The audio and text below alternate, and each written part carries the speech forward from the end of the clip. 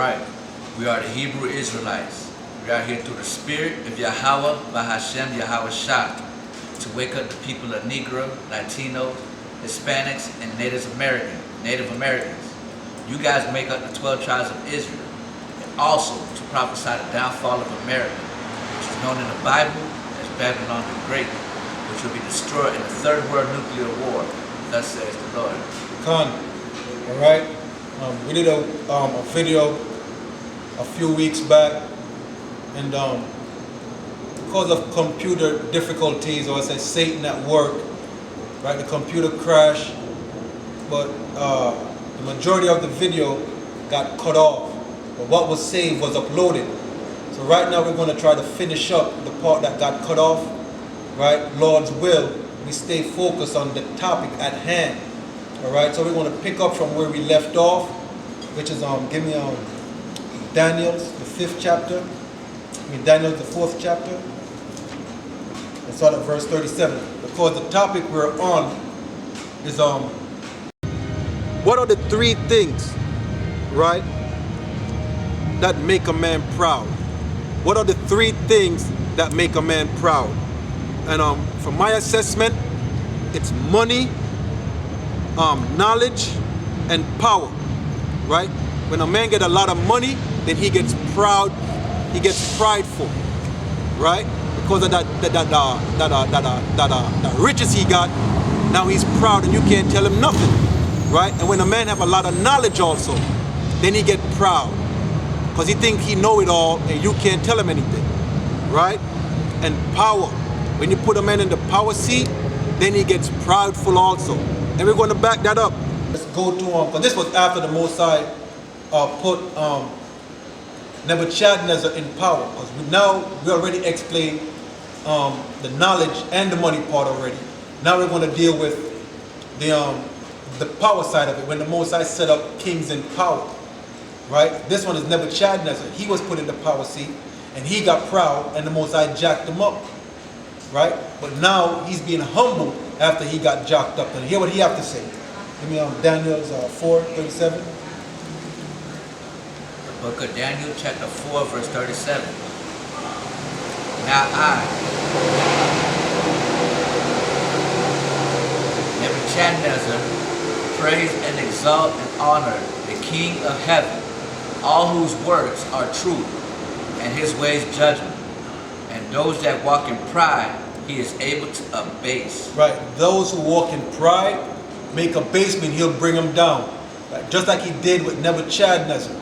Right? Because he was propped up with pride, the Most High beat his ass to humble him up, right? And then destroy him. Now go to Daniel's the 5th chapter and verse 18. Daniel's chapter 5, verse 18.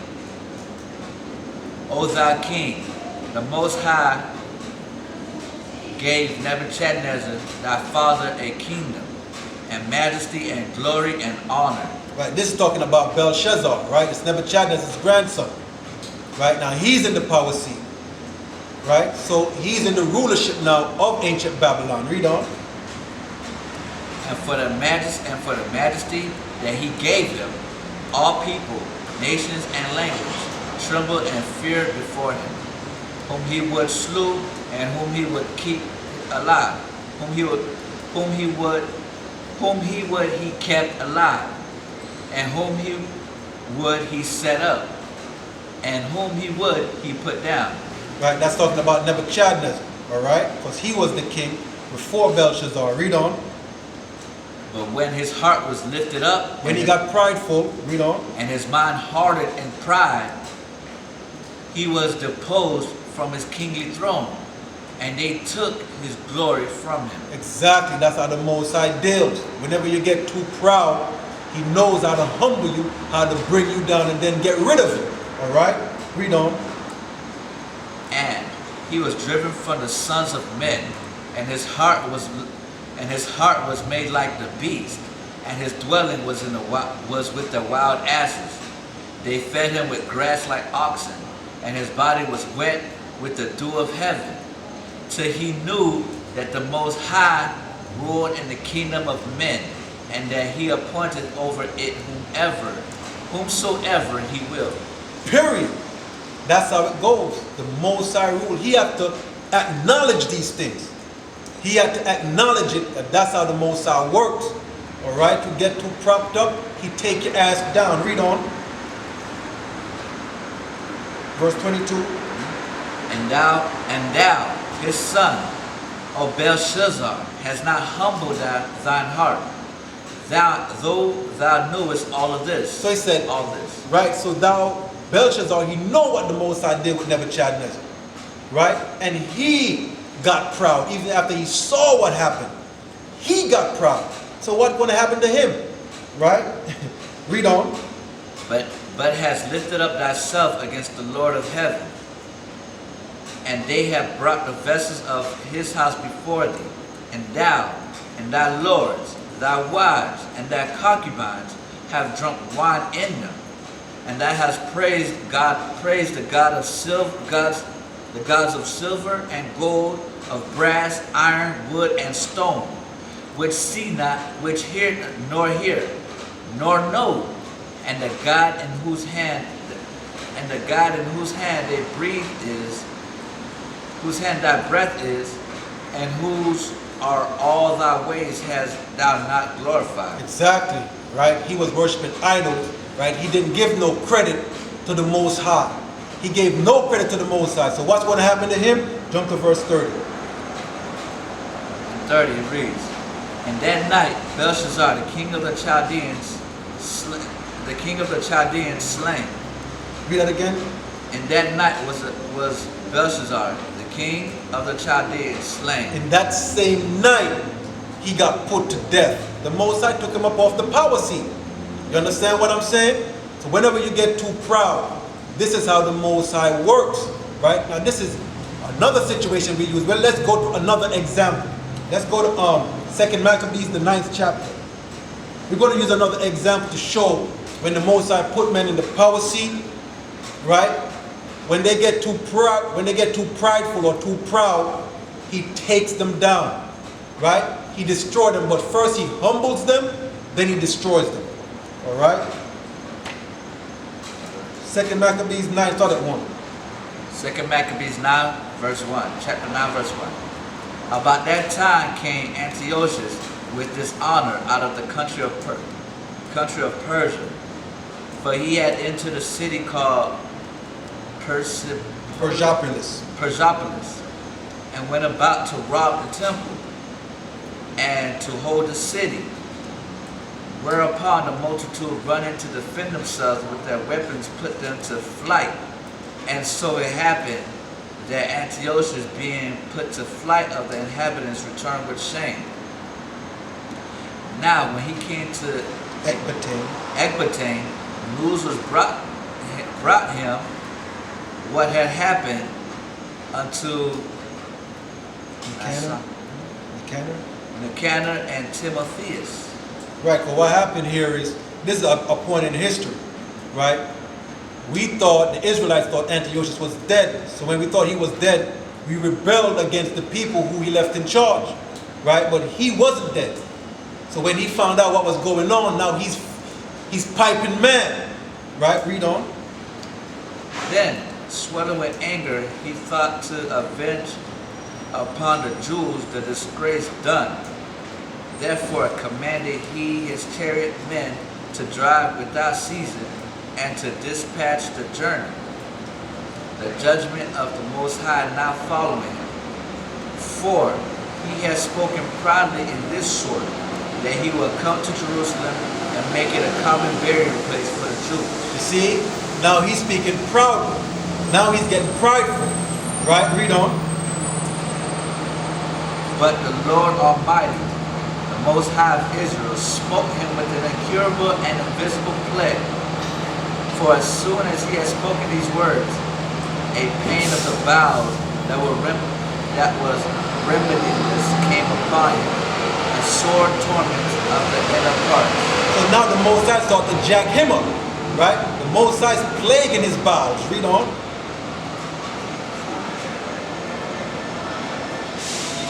And that most justly, for he had tormented other men's bowels with many and strange torments. Howbeit, he nothing at all ceased from his bragging, but still was filled with pride. And check that out. Even though he's catching hell and feeling all this pains, he was still proud, man. This devil was still proud. You understand? So he's going to get the work. Read on. Breathing out fire in his rage against the Jews, commanding to haste the journey. But it came to pass that he fell down from his chariot, carried violently, so that having a sore fall, all the members of his body were much pain. And thus he that a little afore thought he might command the waves of the sea, so proud was he beyond the condition of man. You understand what I'm saying now? Look at it. Look at the condition he's in. But before, look how proud he was. He thought he could command the waves. He thought himself to be a god. Right? Read on. And weighed the high mountains in a balance, was now cast on the ground and carried in a horse litter. Carried in an horse litter, showing forth unto all the manifest power of the Most High. To show you how the Most High humble up these devils, right? To show you how he works. You see that? Now, he was riding, making haste to go make the Israelites, right? He said he was going to make Jerusalem a burying place for the Jews. But now look what happened to him. Now he's being resorted to being carried in a horse litter, because the Most High is jacking him up on his journey. Read on. Matter of fact, jump to verse 11. Verse 11. Here, therefore, being plagued, he began to leave off his great pride. There we go. Being plagued, he began to leave off his great pride. Understand? All that proud talk is jumping out. It ain't coming out his lips anymore. All that proud talk ain't coming out his lips anymore. Read on.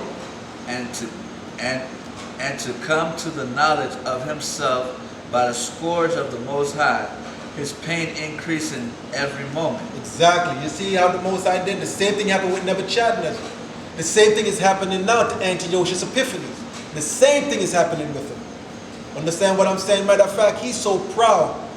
He was Antiochus IV, right? But he changed his name to Epiphanes, right? Epiphanes meaning God manifest. He thought he was God manifest. Now look at the condition he's in, right? To show that he's just nothing but a mere man, right? And any man think of himself other than that, you're fooling yourself. Understand? We're here in flesh and blood, right? We're here in flesh and blood. The Most High pulled the strings. He gets all the honor. He gets all the glory. He gets all the praise, right? Read on. And when he himself could not abide his own smell, he said these words, it is meet to be subject unto the Most High. Khan. Understand? You have to humble up and acknowledge the God of the Israelites, the God of Abraham, Isaac, and Jacob. Right? Everybody's going to do it. Read on. And that a man that is mortal should not proudly think of himself as if he were the Most High. Exactly. You see what I'm saying? So at the end of the day, that's what it's about. Understand? It's humility. And that's the topic we're going to touch on. Humility. Right? Because what? Pride will get you killed. Right? Pride will get you killed. Give me Ecclesiasticus 3:18. You understand? Pride will get you killed, man. You see? Because that's what's going on today. That's exactly what's going on today. You understand? People are proud, not only among the heathens, right? Because the Most High put them in the power seat, but also amongst our people. They're proud. No humbleness among them, right? But the Lord knows how to humble you, because pride go before destruction and a haughty spirit before a fall. Ecclesiasticus 3:18.